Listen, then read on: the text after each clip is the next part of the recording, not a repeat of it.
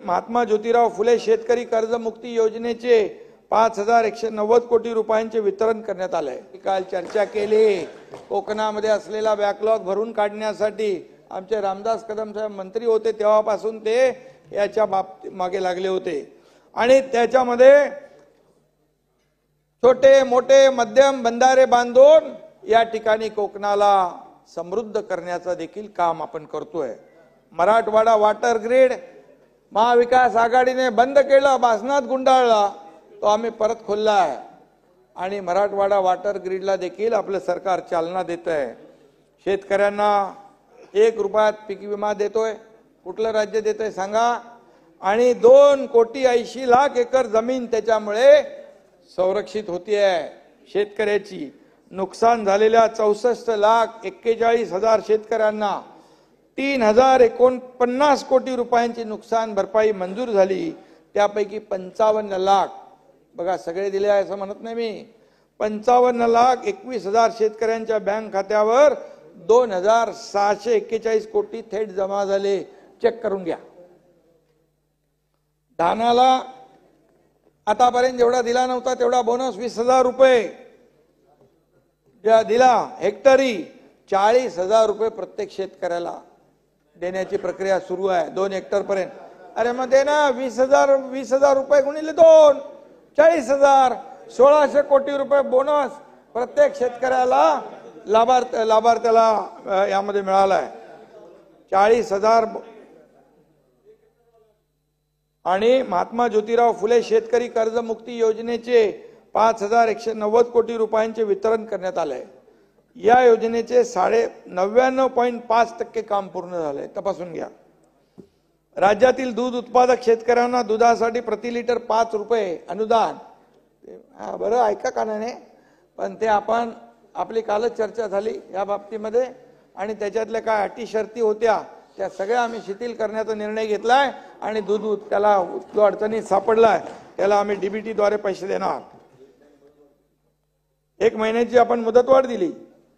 काल परवापर्यंत झालेला अवकाळी पाऊस, गारपीट, प्राथमिक अंदाजानुसार 9 जिल्ह्यामध्ये अध्यक्ष महोदय एकूण 77,207 हेक्टर क्षेत्र बाधित झालंय। ज्वारी, बाजरी, गहू, हरभरा, संत्रा, लिंबू इत्यादी पिकं बाधित झालेली आहेत।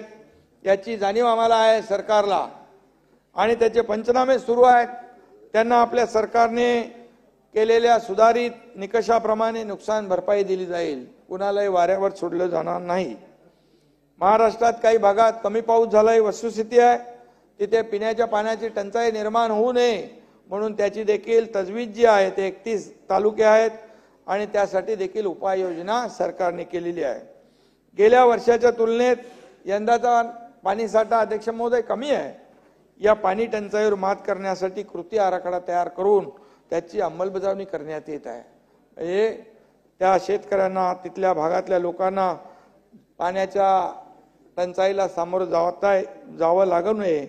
मुंबईकरांना देखील पाणी कपात होणार ही चर्चा सुरू होती, परंतु त्यामध्ये तुर्तास मुंबईकरांना कुठली पाणी कपात केली जाणार नाही अशा प्रकारचा निर्णय आपण घेतलेला आहे। राज्यातल्या अध्यक्ष महोदय महिला भगिनींच्या सक्षमीकरणासाठी हे सरकार कटिबद्ध आहे। परवाच मुख्यमंत्री महिला सशक्तीकरण अभियान लोकार्पण देशाचे लोकप्रिय आणि यशस्वी प्रधानमंत्री मोदी साहेबांच्या शुभ हस्ते झालेला आहे। 5.5 लाख महिला बचत गटांना रिव्हॉल्विंग फंड आपण देतोय। लेक लाडकी योजनेच्या माध्यमातून 18 वर्षाच्या मुलीचं भविष्य आम्ही सुरक्षित केलंय सरकारने। त्यामध्ये 1,01,000 रुपये त्या मुलीला त्याच्या खात्यात जमा होणार जन्मापासून 18 वर्षापर्यंत। अंगणवाडी सेविकांच्या मानधनामध्ये 20% वाढ आपण केली आहे। सुधारित मानधन त्यांना आपण देतोय। अंगणवाडी सेविकांना मोबाईल 1,15,000 मोबाईल सेटचं वितरण आपण करतोय, ते पण चांगला मोबाईल आहे आणि त्यामुळे त्यांचं काम सोपं होईल, सुलभ होईल, फास्ट होईल। अंगणवाडी केंद्रातील 20,000 रिक्त पद भरण्याचा देखील आपण मान्यता दिली।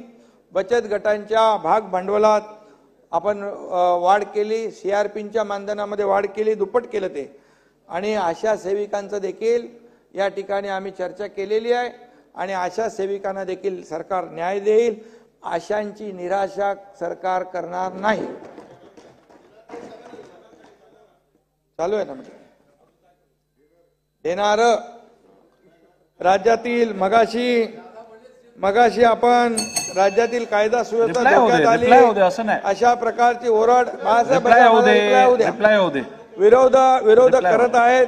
ज्यांच्या काळात विजयराव तुम्ही राज्यातली कायदा सुव्यवस्था धोक्यात आली म्हटलं आणि त्यामध्ये मी आपल्याला आकडेवारी जात नाही, परंतु यामध्ये मी एवढंच सांगतो की कायदा सुव्यवस्था धोक्यात आली आपण म्हटलं.